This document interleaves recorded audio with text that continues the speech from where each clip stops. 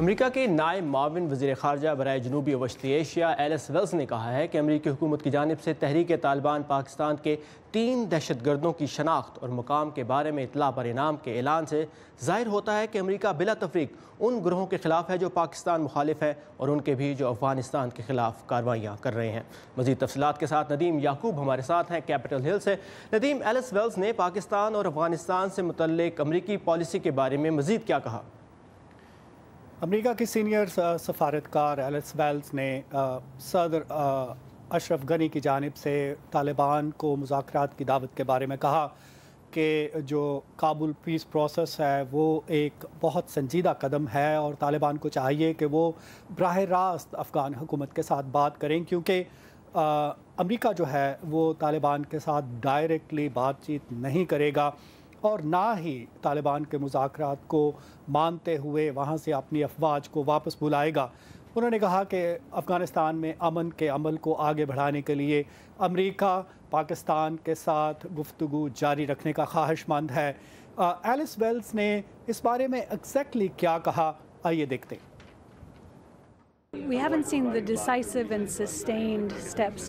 ہم نے فی الوقت ایسے فیصلہ کن اور دیر پا اقدامات نہیں دیکھے جن کی ہم توقع کرتے ہیں، لیکن پاکستان سے گفتگو جاری ہے اور ہم یہ جاننا چاہتے ہیں کہ پاکستان صدر غنی کی جانب سے دی گئی تجاویز کی حمایت اور عمل درآمد کے لیے کیا کر سکتا ہے۔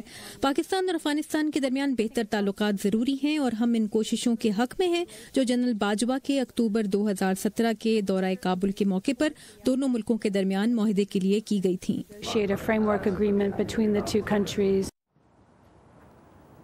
خطے میں جو دہشت گرد گروہ ہیں ان کے حوالے سے ایلس ویلز نے کہا کہ امریکہ کسی بھی دہشت گرد گروہ چاہے وہ افغانستان میں ہو یا پاکستان میں اس کے بارے میں کوئی تفریق نہیں کرتا۔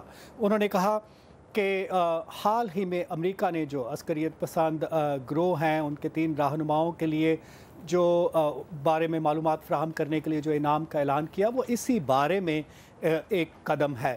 آئیے دیکھتے ہیں اس بارے میں انہوں نے کیا کہا۔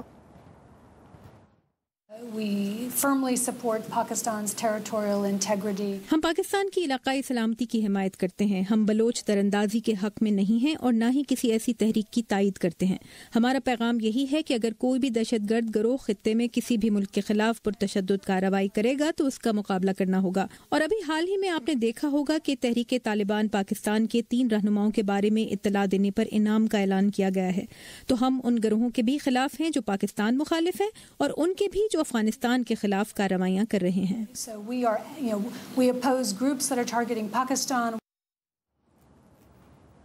ایلس ویلز نے کہا کہ وہ امریکہ جو ہے وہ کوادری لیٹرل پروسیس یا 4 فریقی جو عمل ہے اس کو بحال کرنے میں دلچسپی رکھتا ہے، جس میں امریکہ، چین، افغانستان اور پاکستان شامل ہیں۔ جی ثاقب۔ ندیم ہمارے ساتھ تھے کیپٹل ہل سے۔ Thank you Nadeem for these updates.